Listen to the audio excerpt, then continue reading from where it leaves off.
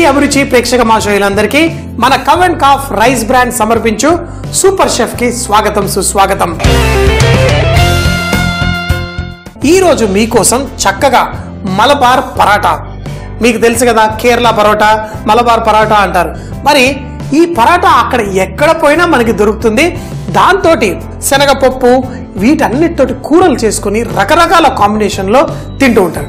So మరి ఈరోజు ఆ మలబార్ పరాటా చేయడం కోసం కొంచెం కొబ్బరి నూనె వేసి చేస్తే చాలా బాగుంటుంది.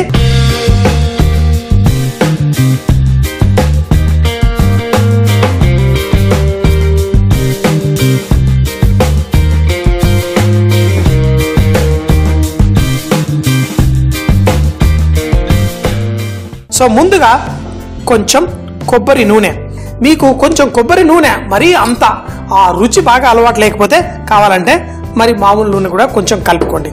దీంట్లో మనం ఉప్పు, మన ఈ పిండికి సరిపడా ఉప్పు వేసాను. ఇందులో నీళ్లు పోసేసుకుందాం. అయితే ఇలా చేయడం వల్ల పరాటా చక్కగా పర్ఫెక్ట్గా ఎంత బ్యూటిఫుల్గా ఉంటుందో. మలబార్ పరాటా అమ్మ చేయడం కష్టంలే ఇంట్లో అని చాలా మంది అనుకుంటారు. ఎందుకంటే ఆ పిండి తయారైన తర్వాత దాన్ని రెస్ట్ ఇచ్చి దాన్ని బట్టలు ఉతికినట్టు ఇలా సన్నగా చేసి మళ్ళీ దాన్ని ఉండలుగా చుడతారు. చుట్టిన దాన్ని మళ్ళీ చక్కగా దాన్ని ప్రెస్ చేసి మన చపాతీ కర్రతోటి పరాటా చేస్తే దాంట్లో పొరలు పొరలుగా లేయర్గా వస్తుంది. కొంచెం దాన్ని కరకరలాడుతూ కొంచెం నేతిలో ఫ్రై చేసుకుంటే ఇంకా టేస్టీగా ఉంటుంది. ఇందులో ఫస్ట్ మనం నీళ్లు పోసేసుకుందాం. నీళ్లు పోసి కొబ్బరి నూనె అలాగే ఉప్పు వేసాను. ఇందులో మనం మైదా పిండి వేసేసుకుందాం. కొంచెం సాఫ్ట్గా కలుపుకోవాలి, ఇంకా పట్టేటుంది. వేసి ఈ విధంగా మనం పిండి కలిపేసి మనం రెడీ ఉంచుకుందాం. మైదా పిండితో రొట్టెలు చేసినప్పుడు అది రుద్దేటప్పుడు ఇలా వెనక్కి సాగిపోతూ ఉంటాయి. అలా కాకుండా ఉండడం కోసం మనం పిండిని రెస్ట్ ఇవ్వాలి. ఫస్ట్ ఈ పిండిని మర్దన చేసుకోవాలి. ఈ పరాటా పిండిని మంచిగా నీట్ చేసుకోవాలి. నీట్ అంటే ఏంటి? ఇలా మనం బట్టలు పిండుతాం చూడండి, ఆ పిండినట్టే ఈ పిండిని ఈ విధంగా చక్కగా నీట్ చేస్తే దీంట్లో ఏది పొడి పొడిగా లేకుండా తేమనంతా ఈవెన్గా పీల్చుకుంటుంది. అంతేకాకుండా మైదా పిండిలో ఆ గ్లూటిన్ ఏదైతే ఉంటుందో దాన్ని ఈ విధంగా స్ప్రెడ్ చేస్తామన్నమాట. ఆ గ్లూటిన్ ఫామ్ అవ్వడం వల్ల మనకి రొట్టె తర్వాత చిరక్కుండా పర్ఫెక్ట్గా ఆ పొరలు రావడానికి ఉపయోగపడుతుంది. ఈ విధంగా మనం నీట్ చేసిన తర్వాత దీన్ని మనం ఇప్పుడు రెస్ట్ చేద్దాం. అంటే దీని పక్కన ఒక 15-20 నిమిషాల పాటు పెట్టి తర్వాత దీన్ని పరాటా తయారు చేసి కాల్చేసుకుందాం. ఈ లోపల మనం చాలా సింపుల్గా శనగపప్పుతోటి చక్కగా కూర చేసేసుకుందాం. ఈ శనగపప్పు నానబెట్టి పెట్టుకున్నాను. దాన్ని ఒక పక్కన ఉడికించుకుందాం, ఒక పక్కన దానికి కూర తయారు చేసుకుందాం. దీన్ని 15 నిమిషాల పాటు పక్కన రెస్ట్. మన పిండి రెస్ట్ అవుతోంది. ఇటు పక్క మన వంట కూడా స్టార్ట్ చేసేద్దాం. దీన్ని చేసుకోవడం కోసం శనగలు మీ అందరికీ తెలుసు మంచి టేస్ట్ ఉంటాయి. మనం శనగల కూర వండుతుంటే మంచిగా అంటే గరం మసాలా చక్కగా ఆ తగిన మసాలా వేసుకుంటే ఇంట్లో మటన్ కర్రీ వండుతున్న ఆ మంచి సువాసన వచ్చేస్తూ ఉంటుంది. పొట్టున్న శనగలు కడలు అంటారు. అవి ఎక్కువగా కూరలు చేసి పూరీలతోటి ఈ పరాటాలతోటి వడ్డిస్తూ ఉంటారు. ఇళ్లలో చాలా మంది ఇలా శనగపప్పుని నానబెట్టుకొని చేసుకుంటారు. దీన్ని చేయడం కోసం మనం ప్యాన్ ఆన్ చేసుకొని నూనె వేసుకొని దీంట్లో చక్కగా ఆ ఉల్లిపాయలు అన్నీ వేయించుకొని తయారు చేసుకుందాం. ఈ లోపల మన టమాటాలు కూడా కట్ చేసేసుకుందాం. సో ఇది టమాటాలు శనగపప్పు కూర. దీనికి మన ఈ టమాటాలు కూడా మనం ఊరు టమాటాలు చేసుకుంటే బాగుంటాయి. అది కొంచెం పుల్లగా ఈ కూరకి మంచిగా. ఎందుకంటే మీ అందరికీ తెలుసు చనా కర్రీ ఇవన్నిట్లో చింతపండు పులుపు కూడా మనం వేసి చేసుకుంటాం. ఈ కూరలో మనం చింతపండు పులుసు వేయం కాబట్టి ఈ వాడే టమాటాలే మన ఊరు టమాటాలు ఉంటే మన డిష్ చాలా పర్ఫెక్ట్గా ఉంటుంది. ఇందులో తాలింపు వేసి మన వంట స్టార్ట్ చేద్దాం.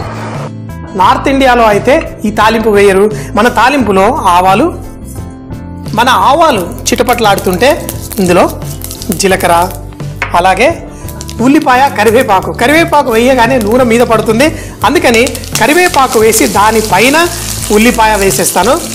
అవి వేగుతూ మంచి సువాసన కూడా మనకి బయటకు వస్తుంది. దీంట్లో మనం కొంచెం పసుపు కూడా వేసుకొని ఈ ఉల్లిపాయల్ని మనం కొంచెం ఎర్రగా వేయించుకుందాం. దీంట్లో కొంచెం అంత ఉప్పు కూడా దీనికి కావాల్సినంత వేసేసుకుందాం. ఉప్పు వేయగానే మన ఉల్లిపాయల్లోని తేమ బయటకు వచ్చేస్తుంది. ఇప్పుడు స్లోగా దీన్ని ఇలా కుక్ చేసుకోండి. ఉల్లిపాయలు కూడా ఇక్కడ ఉడికిపోతున్నాయి. ఇందులో మన టమాటాలు, ఈ టమాటాలతో పాటు మనం నానబెట్టుకున్న శనగపప్పు కూడా వేసుకుందాం. కానీ ముందు ఇందులో ధనియాల పొడి, అలాగే కారప్పొడి, ఈ కారప్పొడి ఇవి కూడా వేసేసుకుందాం. కారం కదా, మన తెలుగు వాళ్ళకి ఆ కేరళ వాళ్ళకంటే కొంచెం కారం ఎక్కువ పడాలి. ఇందులో వేసేసుకుందాం. దీంట్లో పప్పు, నానబెట్టుకున్న పప్పు కూడా వేసుకుందాం. అయితే ఈ నీళ్లతో సహా మొత్తం వేసేసుకొని దీన్ని పప్పుని చక్కగా కడిగి నానబెట్టుకోండి. ఆ పప్పు ఉడకాలి, దీంట్లో మంచి టేస్ట్ రావాలి. మన టమాటాలు కూడా వేసాం. తర్వాత మనం దీంట్లో మంచి టేస్ట్ రావడం కోసం క్యాప్సికమ్ వేసుకోవాలి. పచ్చిమిరపకాయల టేస్ట్ కూడా చాలా బాగుంటుంది. కానీ ఆ పచ్చిమిరపకాయలు కాకుండా ఈ క్యాప్సికమ్ వేసుకుందాం. ముందైతే దీనిపైన మూత పెట్టేసుకొని తర్వాత ఈ క్యాప్సికమ్ కట్ చేసుకుందాం. ఆ పప్పు ఉడికిన తర్వాత లాస్ట్లో వేసుకోండి క్యాప్సికమ్ ఎక్కువ కుక్ చేయక్కర్లేదు. ఎర్ర క్యాప్సికమ్ అయితే చాలా ఇష్టం, పచ్చి ఇలా కోసుకొని తినేస్తూ ఉంటాను. గ్రీన్ క్యాప్సికమ్ కూడా నేను అమెరికాలో ఉన్నప్పుడు చూసేవాడిని. పిల్లలు చాలా ఇష్టంగా, భలేగా మంచి టేస్ట్ ఉంటుంది, అసలు ఘాటే ఉండదు. సో మరి ఈ క్యాప్సికమ్ని చిన్న చిన్న ముక్కలుగా కట్ చేసేసుకొని దీంట్లో వేసుకుందాం. ఈ మాత్రం చిన్న పీసెస్ కట్ చేసి వేసుకుంటే చాలా బాగుంటుంది ఇలా. అయితే మన పరాటాతో తినేటప్పుడు ఆ క్యాప్సికమ్ ఆ పరాటాతో మనకి చక్కగా వచ్చే విధంగా మనం కట్ చేసేసుకున్నాం. కానీ దీన్ని ఎక్కువగా ఉడికితే క్యాప్సికంలో మజా పోతుంది. కాబట్టి ఈ విధంగా మనం లాస్ట్లో పప్పు ఉడికిన తర్వాత వేసుకుందాం. ఇప్పుడు మన పరాటాలు అక్కడ ఆ పిండి నానబెట్టేసుకున్నాం. దాన్ని చిట్టి ఉండలుగా చేసి కూడా రెడీగా పెట్టుకున్నాను. ఇలా రెస్ట్ అయిన తర్వాత దాన్ని ఎలా మన మలబార్ పరాటా చేయాలో చూద్దాం. మలబార్ పరాటా అనేసరికి చాలామంది ఎలా చేస్తారో చూద్దాం కదా. చాలా సింపుల్ అండి. మనకి అన్ని పరాటాల్లో మనకి చాలా సులభమైన పరాటా మన ఈ మలబార్ పరాటా స్ప్రెడ్ చేసుకోవాలి. అయితే దీన్ని ఈ విధంగా రోల్ చేసుకొని దీన్ని ఎంత సన్నగా చేస్తే అంత బ్రహ్మాండంగా వస్తుంది. చూడండి, మనము కొంచెం సేపు రెస్ట్ ఇచ్చాం కాబట్టి ఈ విధంగా పర్ఫెక్ట్గా వస్తుంది. దీన్ని ఈ విధంగా మంచిగా స్ప్రెడ్ చేసుకోండి.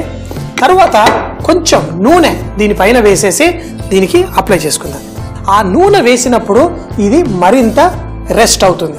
రెస్ట్ అవడము అంటే చక్కగా చూడండి, ఇప్పుడు వెనక్కి సాక్కుంటూ తొందరగా వెళ్ళదు. దీన్నే మనం హోటళ్లలో అక్కడిక్కడ చూస్తూ ఉంటాం, ఈ విధంగా కొడుతూ ఉంటారు చూడండి. అయితే దీన్ని రెస్ట్ ఇవ్వాలి, అంటే దీన్ని తర్వాత కూడా కొంచెం సేపు ఆగితే పర్ఫెక్ట్గా సాగుతుంది. ఈ విధంగా దీన్ని ఎలా తయారు చేస్తారంటే ఒక పక్క నుంచి మరో పక్కకి ముఖం చూసే అంత ఇదిగా సన్నగా తయారు చేస్తారు. చేయడం రాకపోతే ఇదే రోలింగ్ పిన్ తోటి దీన్ని సన్నగా ఇలా చేసుకోండి. దీన్ని కావాలంటే మనం ఇలా చేత్తోటి స్లోగా లాక్కోవచ్చు. ఎందుకంటే హోటల్లో చేసినట్టు మీకు చేయించమంటే కొంచెం కష్టం కదా. ఈ విధంగా స్లైట్గా స్ప్రెడ్ చేసుకొని కొంచెం చిరినా పర్లేదు. దీనికి మరి కొంచెం నూనె, మరి మల్బార్ పరాటా అంటేనే నూనె అంతా చక్కగా వేసి ఇప్పుడు దీన్ని ఇలా సాగుతూ చేసేసి దీన్ని చూడండి. ఇప్పుడు దీన్ని చుట్టేసుకుందాం. దీన్ని టైట్గా ఇలా చుడతారు. ఇప్పుడు ఇలా మిగతా అన్నీ కూడా మనం తయారు చేసుకొని ఈ పరాటా ఎలా కాల్చుకోవాలో చూద్దాం.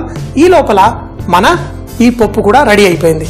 బట్టలు ఉతికినట్టు పిండి చక్కగా రుద్దేసి దాంట్లో ఆ పొరలు రావడం కోసం చక్కగా నూనె గాలి నింపుతూ చక్కగా చుట్టేసుకున్నాం. ఇప్పుడు మన పప్పు కూడా ఉడికిపోయింది. ఇక లాస్ట్లో పప్పు ఉడికిన తర్వాత చివరిలో మనం ఈ క్యాప్సికమ్ ముక్కలు ఇందులో వేసేసుకుందాం. ఈ క్యాప్సికమ్ ముక్కలు వేసేసి దీంట్లో మంచి నాటు వాసన రావడం కోసం కొంచెం అంత గరం మసాలా, అలాగే దీంట్లో కొత్తిమీర కూడా వేసేసుకుందాం. బోల్డ్ అంత కొత్తిమీర ఇందులో వేసి ఇప్పుడు ఈ కూర రెడీ అయిపోయింది. దీంతో మనం ఆ పరాటాలు తింటే చాలా చాలా టేస్టీగా ఉంటుంది. మరి ఉప్పు ఇంకా కొంచెం పడుతుంది, ఉప్పు ఆ ఉప్పు వేసేసాను. దీంట్లో పుల్లగా ఆ శనగపప్పు మంచిగా ఉంది. మూత పెట్టేసి పప్పుని అటు పక్కన పెట్టేసుకుందాం. మన పరాటా కాల్చేసుకుందాం. ఇటు పక్క ఆల్మోస్ట్ రెడీ. మంట తగ్గించుకొని ఫస్ట్ పెనం పెట్టుకొని ఇప్పుడు ఈ పరాటా చేసేసుకుందాం. మన పిండిని చేసుకొని చక్కగా రోల్ చేసేసుకుందాం. రోల్ చేసుకొని దీన్ని చక్కగా కాల్చుకుందాం. తరువాత దీన్ని ఆ పొరలు తెప్పియడం కోసం కూడా ఒక చిన్న ఆర్ట్ ఉంటుంది. చేసిన తర్వాత చేత్తోటి మంచిగా కాలిన తర్వాత ఇలా కొడతాం చూడండి. ఇలా ఇంకా కొంచెం సేపు రెస్ట్ అయితే ఇంకా పర్ఫెక్ట్గా వస్తుంది. లేకపోతే ఇలా రబ్బర్లా సాగుతూ ఎంత బాగుందో. ఈ మాత్రం చేసుకొని మనం చక్కగా దీన్ని కాల్చేసుకుందాం. ఒకటి ఇటు పక్క తీసి ఈ వేడి పెనం పైన కాల్చుకుందాం. ఆహా, ఇది మళ్ళీ కొంచెం అంతా అంటే ఇంకా కొంచెం సేపు రెస్ట్ అవుతే పర్ఫెక్ట్గా ఉండేది. ఇప్పుడు మరొకటి రుద్దుకొని రెడీ ఉంచుకుందాం. ఎందుకంటే ఇది రుద్దేటప్పుడు మళ్ళీ మనకి రబ్బర్ బ్యాండ్లా సాగిపోతుంది. చూడండి, ఇలా ఇలా ఇలా ఇలా అని మనం రెడీ పెట్టేసుకుందాం. ఇది కొంచెం కాలిన తర్వాత దీన్ని మరొక్కసారి చేసి దీనిపైన వేసేసుకుందాం. దీనిపైన నూనె వేసుకుందాం. ఏం లేదు, ఈ పరాటా కొంచెం చక్కగా ఈ విధంగా మనం చేసుకుంటే పర్ఫెక్ట్గా ఉంటుంది. దీనిపైన మరి కొంచెం నూనె వేసుకుందాం.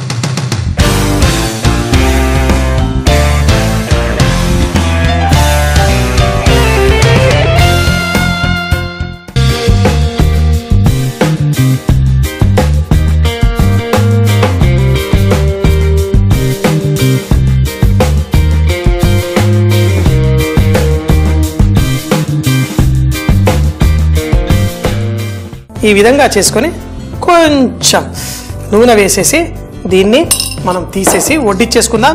అయితే ఒక 2 అన్నా 3 అన్నా కాల్చి మనం దాన్ని రోల్ చేసుకుందాం.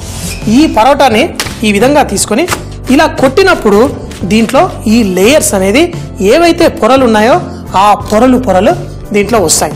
సో మరొక్కటి మనం చేసుకొని ఈ కూరతో వడ్డిచ్చేసుకొని తినేద్దాం. శనగపప్పు మన క్యాప్సికమ్ తోటి మంచి కూర కూడా రెడీ అయిపోయింది. చూడండి, మంచిగా కొత్తిమీర ఇందులో బోల్డ్ అంతా ఈ గ్రేవీ లాగా చేసుకున్నాం పర్ఫెక్ట్గా. దీన్ని తినడం కోసం ఈ పరాటాలు అంటే 1 కాదు 2 కాదు 3 పరాటాలు తింటేనే మజా వస్తుంది. ఈ పరాటా ఈ విధంగా కాలి దీంట్లో తినే మజానే వేరు. ఇలా నోట్లో పెట్టుకోగానే మెల్ట్ అయిపోతూ ఉంటుంది. దీంతో ఈ క్యాప్సికము